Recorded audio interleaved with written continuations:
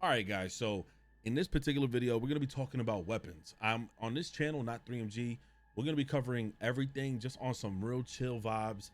And if you guys want to see any more kind of like reviewish style videos when it comes down to movies or games, I'll just drop it here. Again, I'm no reviewer. I'm no professional reviewer. However, I definitely want to give you guys like some insight on my thoughts on the stuff that I get myself into, whether if it's watching a film or playing a game. So Weapons was the recent film that we just watched, me and my lady, right? And when we watched this movie, we walked out super underwhelmed and super disappointed, and for many reasons. But this video, I'm not here to just trash the movie. I'm actually here to try to open up a conversation so that everyone who sees this can give me your thoughts, your visions, your views, your opinions on this film, because I hear it and I understand the artisticness of this video, the vision, the style, you know, what Zach Krager was like looking into and making this film. I'm understanding of it, okay? But I just wanted to get y'all thoughts because I really don't like this film. Like, there's so many points in this movie that are excellent, and then it just draws me back and kind of throws me off a little bit. And I understand, I think that's a little bit of the point, like, you know, to, if, you know, what's spoiling it, because the movie really gave me some perspective. That's basically what the film is, for a horror like thriller, right? So let's get into it.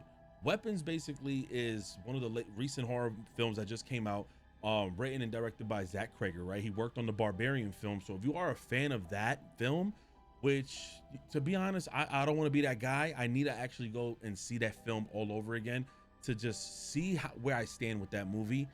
And again, open criticism, judge me like a book. I'm okay with it.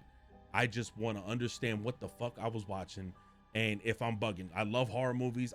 There's sometimes, and you know what? Shout out to Zach Krager. He confused the fuck out of me in this film, and maybe that was the purpose, and maybe that'll give me better insight for the next films that I watch that takes a little bit of a different tour or a detour in the horror genre. Okay, so Zach Krager actually, he written and directed this film, and Weapons is basically a film about these kids who went missing in the middle of the night around 2:17 in the morning. And I understand there's some background information regarding the time that they, you know, went missing. And 2:17 basically refers to the Bible, Matthew, and everything, with this whole slaughtering of the kids. And there's much more deeper stuff with that, as far as what I was reading and learning about it.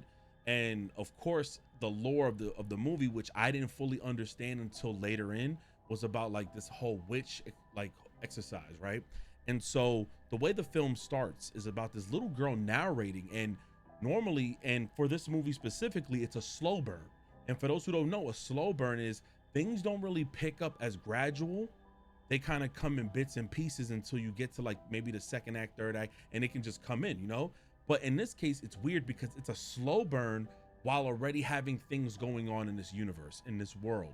So this little girl is narrating basically the intro, and the kids are already missing, so to speak. And she's basically just saying how the cops, they don't know what's going on. They don't know where these kids could have gone. They even put ringer cameras in there, and they just don't know where they went because it was so late at night. They just ran into the dark. So basically, the cops are shit in this film. They're trying their best to figure out what's going on, but nothing is happening. And as soon as the movie officially starts, the girl's still a little bit now, you know, she's narrating a little bit. And that part I didn't really like, and I'll get it to in a second. But the class started, the school, you know, bells rang, all the kids are going to their classrooms, and one particular teacher, who's one of the main characters, her name is Justine, enters her classroom, and she sees that all her students are missing. That's how the film starts. So it starts with the shit already happening. All of the students missing except for one kid who is also one of the main characters. His name is Alex, okay? And he's a very important person, obviously. And when this happens, you know, all the parents in the neighborhood, they run wild and they go crazy. So they held like this council thing within the school where all the parents showed up, all the police, everybody's just surrounding, and they're just talking about the events that had just occurred and where the hell are their kids. One particular parent is actually one of the parents to a child who was a bully to Alex. Okay, so just remember that. This particular parent, his name is Archer, and he basically blames the teacher Justine and points the finger at her for why the children are missing, due to the fact that there's there's children in the other classrooms but hers. Okay, they also called her out for alcoholism and just everything else that she has going on. She's like really like deep rooted. She has a lot of things going on. And so after the scene closes, You see her heading to the, liquor store and all this other stuff. So you could tell she's a little bit of a broken character somewhat, but a very great actress. I'm gonna just be honest. So as that scene persists and they just continue flowing with everything, she's obviously, you see the things that are going on. And where I thought this movie was so excellent and where it excelled, and again, this is not gonna be a full-fledged review of every bit, I just needed to get that beginning part off. Where this film excelled was that it took a tour differently on horror. It, like, for those who play video games, the Dark Pictures anthology games, it gave you perspective of different people in the movie. So if, say, point A to Z happens with Justine just went through a few events in that movie. They'll stop it at a certain part where you think there's about to be a bang, right? They'll stop it and you'll be like, what the fuck? And then they'll have the next person who you just met in that film, they'll have their perspective. So I thought, okay, you have brothers edging now. Now I'm edging in this motherfucker. I'm like, oh my God, I thought something was gonna happen. So I said, okay. So then all of a sudden that is happening. You get the perspective now of another person. For example, the cop, I believe his name was Paul. And this particular officer has a connection with Justine because although he's married, which we find out in his perspective later in the film, he ends up running into her in a bar. They have a fling. They end up having sex, all this other shit. He meets a guy named James who is like this homeless kid. And then all of a sudden after that scene ends, we get to a certain part, it stops there and then goes right back to the beginning of the film, but in James, the homeless kid's perspective. And we see now how the hell did he get in his situation as he connects over to Justine and the police officer. Same thing with James. You get where I'm coming from? They just show you different perspectives. Even the principal, who is Benedict Wong, who play in multiple Marvel movies, right? He's great. His name is Andrew in the film. And then we also get the perspective of Archer, the parent, right? Which I thought his perspective was fire. He basically was, in his perspective, it rewinded back. He had a dream. He sees himself sleeping. He goes to his son. And then his has other like lore to it where you can see clouds of like a weapon. And so I thought it was basically referencing school shootings and just the things, the themes and things that be happening in this world. It's a very dark mood and dark like vibe you're getting with Archer's situation. So you can kind of get a feel of where he stands and where he's at mentally. I thought that was excellent. Even in the film, you get Alex's perspective, and we're going to get to Alex in a second. As you guys hear me explaining all this, just understand that this all sounds amazing until you realize that certain perspectives were super unnecessary and we didn't really need it. And you could have utilized that 20 to 25 minutes of time on building up more of the characters because you already had the film start with this shit happening. And because of that, it felt like a sequel to a movie when there's no sequel. If you get where I'm coming from, if you understand, I felt like, even when they showed the principal's perspective, his scene perspective was awesome. It was super fire. And Alex is one of the best because he's the main kid. Now, let's get to the actual gist of the story. How many minutes are we in? We're in 8 minutes. Now I'm gonna get to like what's actually going on. So apparently Alex has a sick aunt, right, named Gladys. And this sick aunt named Gladys, and basically again, the events that had happened already like midway in the beginning of the film. And that's why they kind of took it back a notch with the whole perspectives so they could lead up to why they got to the students missing. I'm just making sure you're not confused by that. Now, Alex, as he gets bullied by these kids in his classroom, specifically one of them, I forgot his name, Brandon. I forgot the name of the kid's name, but Archer's son, basically, right? He's at home, his loving family, his loving parents. They say that the mom, her sick aunt, is gonna live with them because she's not well. So when that happens, the aunt actually comes over. She stays, but we don't get to see her yet. Alex peeks into the room one night and sees how distraught she looks. She looks terrible, sick and terrible. Now, Alex goes to school the next morning with his dad, where basically they're discussing how the aunt is going to stay with them, right? But now we kind of know the aunt is going to be the issue. This is right before everything started happening. Again, we now backwards over to Alex's perspective, right before those events that lead. We're now telling his story. And basically, when the father drops him off, that's the last time his son he's gonna see his son in the normal state that he's in. The son is gonna see his dad in that normal state that he's in. Basically, both of them got possessed by her aunt. And when he gets home from school, because nobody picked him up, he had to get home on his own. When he finally gets home from school, he basically sees his parents looking like dead possessed, like super possessed. and the aunt is there, and he realizes it, and he does an amazing job with his acting skills, that little kid. And so he recognizes that there's something wrong, and then the aunt just shows what she's doing. She's doing like this weird ritual with this plant. Now this plant seems like it's some sort of significant piece of the movie. It's an important piece in the way she's describing what she's doing. She has a piece of their hair, some sort of like piece of them that belongs to them, and that's how she basically possessed them.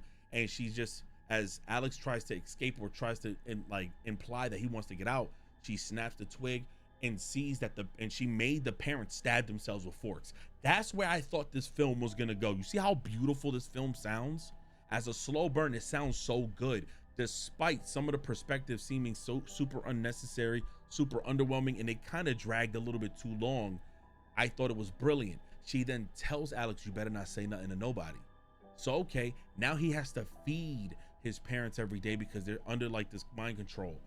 Little did we know, it's because the aunt is a witch. The aunt is a witch in this film, basically doing all this crazy ritual shit, and she feeds off of kids. So Alex gets bullied, and because he gets bullied, okay, I'm gonna over here and bring something that belongs to these kids over to my aunt, so that way, because remember, she's basically like manipulating him and brainwashing him to like do things for her.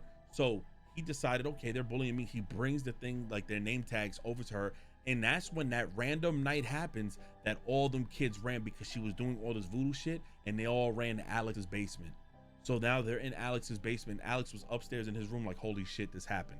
That's why he ended up at the school by himself. You see how we go back to the start of the film. The start of the film was not the beginning of the movie, is not the beginning of the situation. Okay, we got that. Where I get like super thrown off and super like, is that instead of having a perspective of James, the homeless teen, it had cringy dialogue that was so unnecessary with him and the cop. And it went from like a weird, eerie horror. And I understand sometimes you want to throw a little bit of comedy, black comedy. And when black comedy, it just means like dark humor or like something just super dark and gritty that to try to make joke of a situation. And it can still come off funny, even though it's a horror movie, right? Well, it doesn't hit. None of James and the officer's jokes hit at all. He looks at him. He got stabbed with the needle because James, in his perspective, came across Gladys from a distance. However, he ended up escaping, and then the cop found him, and he stabbed the cop with a needle. He arrests the kid and looks back at the car. You got AIDS on it. It does all this other shit. It's just super trash as joking dialogue. It didn't hit at all. It felt super unnecessary. Then they drive over to Alex's house because James, in his perspective, found the kids. He tells the cop when they run into each other, and then the cop goes, all right, he drives to the house. He ends up going in, he gets possessed, and James waits there all night. Then he finally goes in, and actually he doesn't go in. The cop comes out already possessed and drags him into the house as well. Then all of a sudden, Archer and Justine, they roll back to their scenes where they end up going to the house, and that's when everything unfolds. But just to bring it back, so many of the scenes were lost because the dialogue was a mismatch. Also, there was pointless scenes in the film that really didn't connect the story well. For example, the aunt uses the twigs and the hairs and everything to take possession of people. They didn't even explore her background. So I feel like this caters to people who already probably understood witch lore and understood everything that goes on in that scenario, in that world. Because for me, I was like, wait, what? She looked like It the Clown at first. She had all this makeup, and then all of a sudden mid-movie it like switched up. She ends up killing the principal as well, because the principal, she tried to attend the school and try to be like the guardian for Alex, and the principal goes, it has to be his parents. I'm sorry, you can't just sign him out. It has to be his parents. She ends up pulling up to his house, and she had his ribbons that belonged to him. That's how she possessed him. And I think his scene was amazing. He killed his husband. Yeah, he was gay, who cares? He killed his husband and bashed his head in because she snapped it, and he did the whole Naruto run. They had all that happening, and then they basically had like some foreshadowing. They had some references, like when they were watching TV, it had the cordyceps thing, like The Last of Us, where the ants were getting possessed by this sort of like whatever, and it's like mind control, basically what the ant is doing. I just felt like those uses of like resources were so like underwhelming. They could have been shot better. I felt like this film could have shot these things better. I know the way I'm explaining it, the movie probably sounds fire. There was a lot of scenes where it's fire, but you don't even see the other parents. You don't even get to see any of the other kids or meet the other kids. You don't even know any of their names except for Archer's son and Alex, and they hold no significance. They just been in the basement the whole fucking movie. They've been in the basement the whole movie. They didn't do anything else. They're just helping her regain power. However, for some reason, it was so easy for Alex to step over the salt at the end and then grab her twig and break it, which also didn't make sense to me. And if anybody could break it down, but when we get to the later on part, because I'm gonna just skip the whole thing, it was so underwhelming, like the third act. Like when Justine the teacher and Archer the parent, they linked up together, become like friends, and you know, they realized the real bigger problem at stake. They go to Alex's house. They realize that all the kids ran to his house because Archer drew out the map on it and seen everything. They saw that the cop was possessed and James was possessed. James, the homeless dude's scene of him getting killed was so underwhelming, and people were laughing with like weird awkwardness. He kept screaming, and like the way he was getting killed and kept getting up and then screaming, it was so weird of a scene. It just did not hit for me. After he was killed, because Justine just blicked both of them with a gun. Basically the old lady, the Aunt Gladys, comes downstairs and like possesses, she somehow grabs Archer's chain and then possessed him. But this is the confusing part. She tells Alex, do not walk over the salt upstairs. We're leaving in the morning, but don't walk over the salt. He takes that chance and walks over the salt.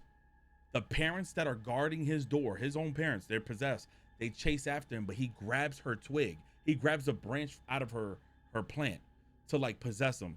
My thing was when she snatched the twitch, when she snatched the chain from Archer, I don't think she was near her own plant to possess him. So I was super confused. And even if she was and they just didn't show the scene, fine.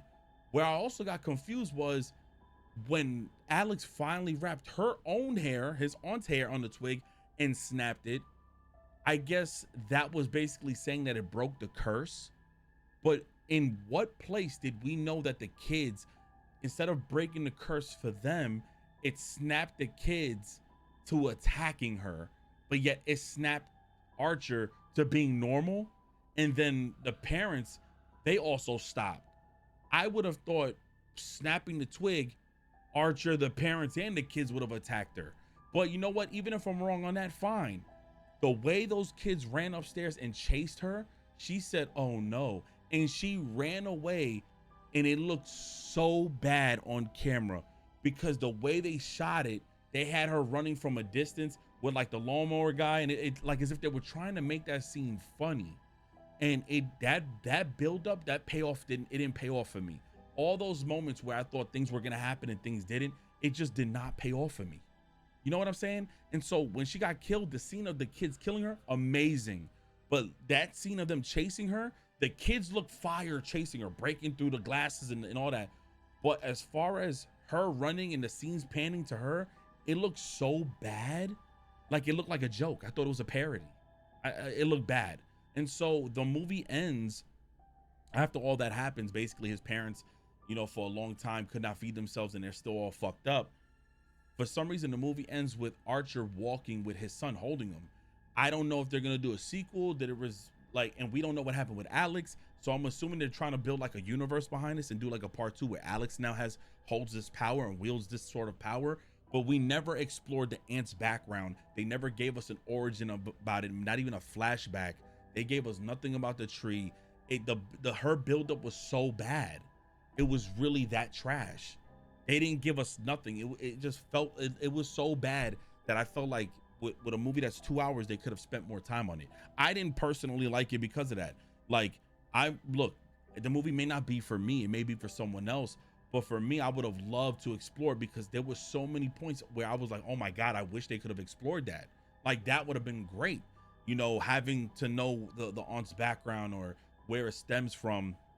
Instead, they went with the perspective route, which was excellent, and then killed off time on certain people who we didn't really need their perspective. Personally, you just said that the cops were fucking bums in this damn city and they couldn't find shit, but you have this random guy, just because he fucked Justine, you made him part of the film for too long with this homeless kid, James, and you made them a part of that scenario, and we really didn't need them to. I'm not gonna lie, you could have spent way more time on the main people. Just because she fucked them a couple times, whatever, you could have really spent more time on her background, learning more about Alex, because Alex didn't even seem like, he didn't really show too much scaredness. Like, yo, there's a witch in your house casting all this shit. You look scared when your dad was looking possessed, but like, you didn't really show no fear enough. I feel like they didn't capture a lot of shit. Again, I'm not a professional. Sometimes I might need to see a movie for a second time. Y'all let me know what y'all think, but that's essentially what happened. Please, I did this all in one take. You can ridicule me, get at me in the comments. I have no problem.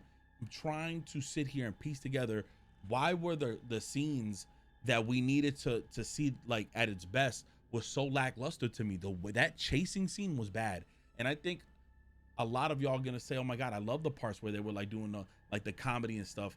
It was super underwhelming is what I'm saying. It was poorly shot. I feel like if this was a TV show, they can really stretch out a lot more, give more depth, give better. And it's not that every movie needs a fucking backstory. It just makes sense with this movie for me. It would just make more sense. Also, like out of all parents, only one parent really showed up to do so much shit, and it was Archer. Like they just chose him to be the only parent to do something. So none of the other parents wanted to be involved in this shit. You get what I'm saying? Like only Archer gave a fuck. Like only Archer gave a fuck to really follow around. Every other parent just sat home and waited. Like you get what I'm saying? Like then all of a sudden with Andrew's scene with his husband, he's making them all this fucking food so they can watch ants be mutated on Discovery Channel. Like it was like just a forced the reference of being like brainwashed and like hypnotized and possessed. Like that's what I'm saying. Like a lot of shit was just underwhelming as fuck. James situation, underwhelming as fuck. I'm telling you. I don't know if it resembled this movie reference horror with like people just manipulating and people being in bad ruts and all this other stuff. I think the storytelling was excellent. It was just poorly shot in my opinion. Even as a novel, I think this shit would be a fucking amazing. Just let me know your thoughts in the comment section. It's already been 20 minutes or so. I'm gonna stop rambling, but it's your boy 3MG. God bless. Go at me, get at me in the comment section. I have no problem. I just need to know y'all fucking thoughts because I think I'm bugging. I'm out. Peace.